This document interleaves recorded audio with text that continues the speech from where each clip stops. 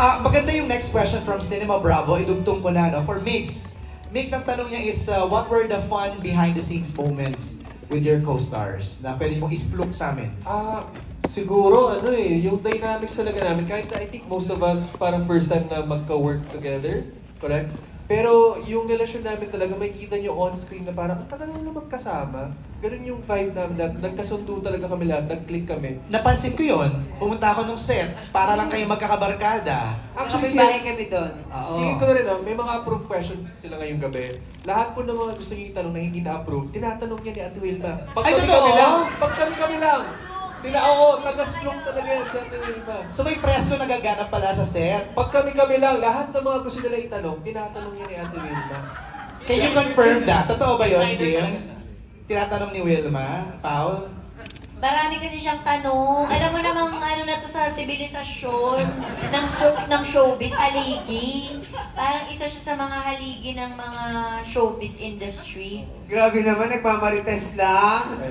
Pero go ahead. Yung kagandahan dahil nag-bonding kami, nag-blend kami well, ang ganda na meron kang cast na talagang sumusuporta sa napaka-husay na love team na to. Natin kung love team na talaga ito. Alam nyo naman, yun na natin. Maganda yung vibe eh. Ang ganda ng vibe ng cast. Sabi mo nga sa akin, Wilma, di ba? Splok. Dead ba sa promo? Splok kung splok, di ba? Ay, kaya nga sinabihan ako ngayon huwag ka magsasalita. sa lahat po sa akin yun. Alam mo, pumapasok pa lang ako ng gate ng ABS-CBN. Talaga sabi yung sa trailer lang huwag kang magsasalita. Magsalita ka! Pagsalitain niya. Sino gusto magsalita? Si Wilma. Taray, pasweet! Dapat pala tinagalan ko pa doon sa salon mo Tinagalan ko pa magpula ng buhok Okay, thank you, Mix, for answering that. Karina, ang next question ni Cinema Bravo is, do you see yourself portraying a leading lady then in a rom-com movie in the future? Ayan! Ito na yung tayo na. Siyempre, of course, I hope so. Always praying naman po na dumating yung tamang time or perfect timing for me. And also, tamang katrabaho. And yun nga, pinag-uusapan namin actually kanina lang sa dressing room before kami bumaba dito. Sabi nila direct ni Ate Loves na we will pray, hopefully, na that time will come, syempre. And I'm so happy na I get to witness Kim Pao also as well. Syempre, as an inspiration and a stepping stone na rin towards that dream. Oo eh! Kaya naman pala. Bakit wala bang laman sa set? Sa set kasi paminsan medyo lumulutang na po yung braids ko. Pero ayun nga. Kasi sobrang happy po talaga sa set namin. So nakakalutang pala ng brains yung pag-happy sa set, no? Pag medyo mga madaling araw na po. Ayun! Alright, thank you, Karina. For Lovely and Bench, ang question ng Cinema Bravo is, if the movie had a sequel, what do you think would happen next for your character? Also kay Wilma, if the movie had a sequel, what do you think will happen to your next character? Next year. Feeling ko kung magkakaroon ng kadugtong yung movie na to, I think mas magta-translate yung relationship nung Sunny and Jolo. Kasi kapag napanood niyo yung movie, makikita niyo yung bakit nga ba kami siguro nandito as people from tahanan homes. Kasi yun yung magre-represent talaga who they are in the movie. So, I think that would be really interesting kapag Tsaka, medyo kinokontrata kasi namin si Direk Chad na sa next movie niya, kasama talaga kami. Tsaka idadagdag ko lang, na parang dahil sa kanilang dalawa, nakakatulong talaga sila sa bawat character namin. So, sa bawat na nangyayari doon, meron silang naitutulong. Hindi lang yung problema nila, kundi pati sa amin. So, maganda talaga. Dapat to talaga may sequel number 2. Ay, wow! Yes. Meron talaga to. Tingnan mo. Diba sabi mo naman every 10 years, maghihintay tayo. Baka yellow naman ang hair ko that time. Palitan natin. Maghihintay ako ng second sequel kasi sigurado talaga akong maraming kikiliging mga kabataan. Hindi lang kabataan, pati yung mga nanay na kagaya ko na, nakakakilig pa rin pala talaga. At masarap pa rin pala kiligin regardless of your age. Yeah. Just to add, kasi kami dalawa ni Lovely magkasawa kami every time magkasama na kami, kinikilig kami sa isa't isa. Pero walang biro. When we see Pao kasi and Kim together, talagang kinikilig kami na parang... Bakit? Sige, pa-explain mo nga sa amin. Explain mo sa amin. Ako mag-explain. Oh, yan Kasi ako. si Paolo, meron siyang tingin. Yung mata niya kasi Meron. Guys, ang best. Sorry guys. Sorry mga Kim Pao. So may eksena kami. Nagaganon-ganon si Kuya. Tapos tinignan niya ako. Ano? Sabi ko, yun pala yung personality niya, na pag tinitigan ka niya, hindi man siya magsalita ng marami, but he's talking to you, alam mong gentleman siya. So ngayon, from a distance, hindi nila alam dahil bilang maritas nga, bawal magsalita, Wilmalin. Tinitingnan ko silang dalawa, very fairness naman kay ate, hindi makatagal pag ninitigan ni Kuya. In fairness naman kay Kuya, yung mata niya says it all. At dito rin po namin dito lang. Ay! Sorry! Di ba? Sorry, di ba? Miss Wilma, baka gusto mo mag-disappear. Sorry, talagang hindi ko napigilan. Sorry. Pero sinasabihan din po talaga ako ni Benj dito, kapag ka off-screen, ma, may asawa ka. Yes! Kasi siguro talagang, sorry po, bilang bagong nakatrabaho lang din si Paolo. Di ba kasi talaga yung mga titig ni Pao Ay! Tingnan mo, di ba? Pao, are you aware? Are you aware na gano'n? Kami yung kinakwento ni Wilma, kinakwento ni Lovely. Hindi naman. Kasi sa eksena kasi nangyayari yun. So, syempre sa eksena, tinitignan mo talaga yung kung kanino ka naglilinya. So, yan. Totoo yung sinasabi nila Kim, ni Wilma, pag tumititig si Pao, nangungusap. Oo, hindi man siya magsalita pero parang may pinapahiwatig yung mga eyes. Because eyes is the window of the soul. Ano Ay, pinakita ko na yung soul mo. Ano daw pinapahiwatig? Wala. Siyempre sa eksena namin, parang feeling ko yun yung charm niya as a person. Na hindi man siya madaldal, pero yung mata niya gustong dumaldal. Okay, Expressive. alright. Expressive. Yes, expressive. Patingin mata. Yeah. Okay, Don, ang certified Kim Pao, si Don Sermina, mamaya magtatanong siya. Pero tawagin ko muna tong question from Abante Tonight ng Marisol Academy Tonight for Kim Chu. Ano ang preparation ni Kim at hindi pa siya nagdalawang isip sa mga trending dialogue na gusto kong makipag at pinasok ang cookie ko? Ano ba yung direct? Ikaw ko yung direct. Sino ba nakaisip ng line na yun? Yung mga writer. Bilang artista, i-deliver natin yon hanggang sa... Pero hindi ka ba nakapag-bargain na pwede naman mapalitan tong salitang? Pero si Sari kasi dito 30 plus na siya eh. So, hindi naman na siya teeny bopper Okay. or 20s. Hindi rin or... siya, conservative siya.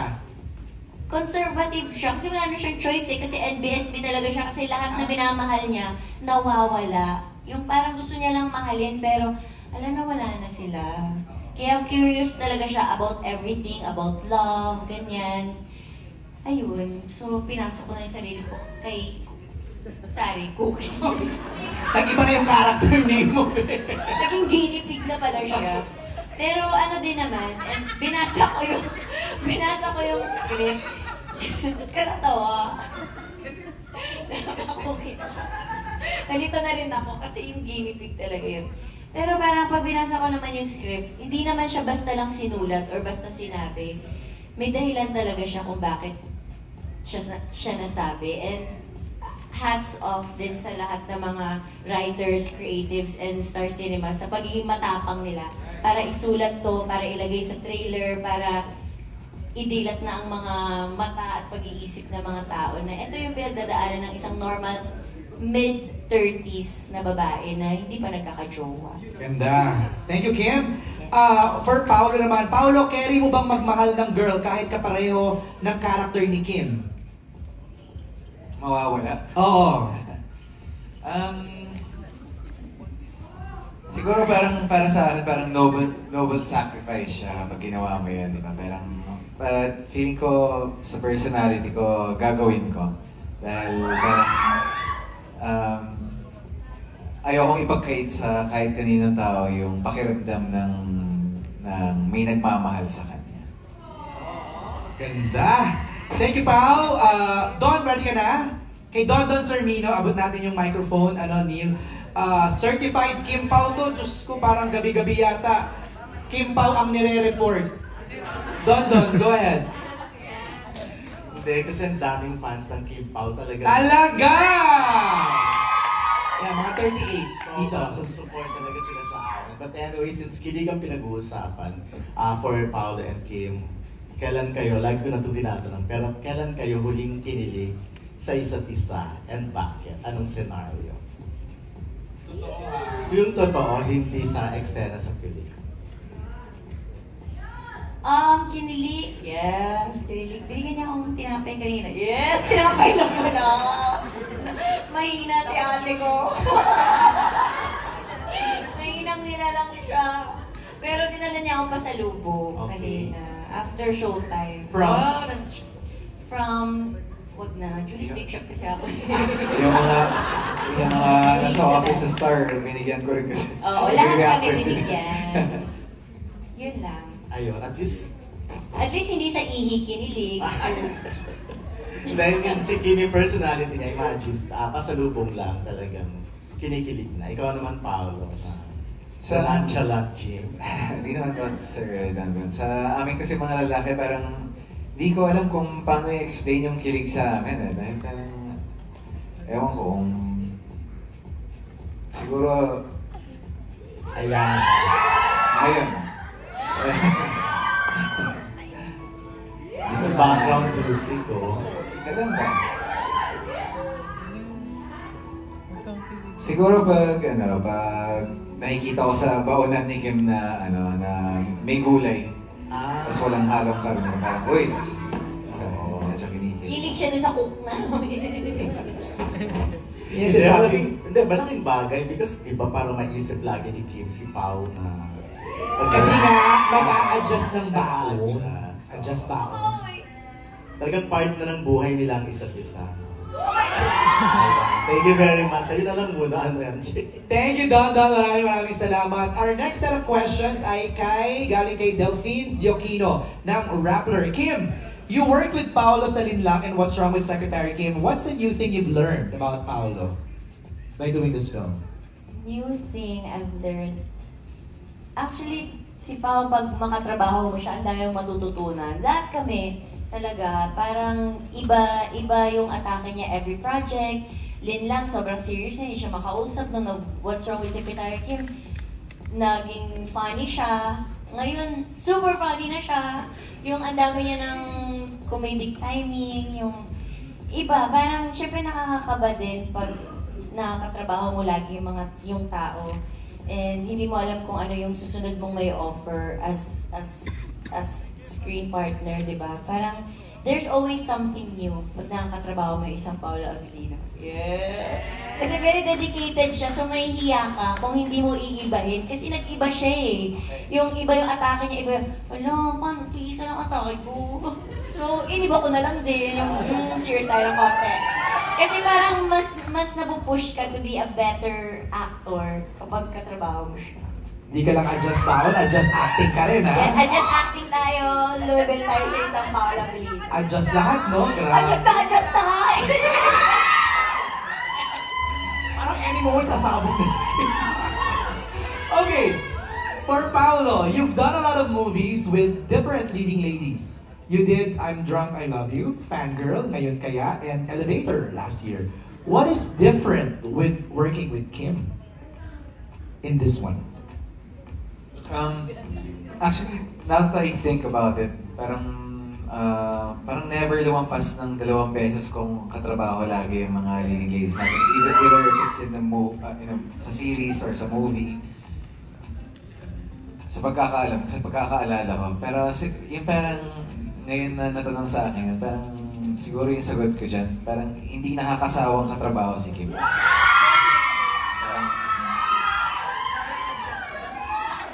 Nag-a-adjust kasi ako. Nag-a-adjust yung acting niya. Yung ulam niya, may gulay na. So, yeah. Parang hindi siya nakakasawang katrabaho. Pero Pao, ha? I know sometimes it's like management's decision when they offer you projects, let's say, to work with Kim. This is the 3rd time. Meron pa rin yung element ng personal decision. So somehow, you decided to work with Kim 3 times. Tama naman. Di ba? Dahil, Is there something special why it's always Kim? maraming rason eh. Well, hindi pa kami nakakapag-pelikula together. Tapos, rom-com rin. Parang hindi pa talaga ako nakakagawa ng rom-com na pelikula na with me starring in it. Tapos, yun. Yan siguro. Tsaka si Kim. Si Kim naman yan. Madali siyang katrabahoan. Parang exciting rin naman yung concept. Tapos, nalaman ko si Direk Chad ulit. Tapos, storya ni Prime. Ayan. So, medyo exciting siyang... Na-excite rin akong gawin.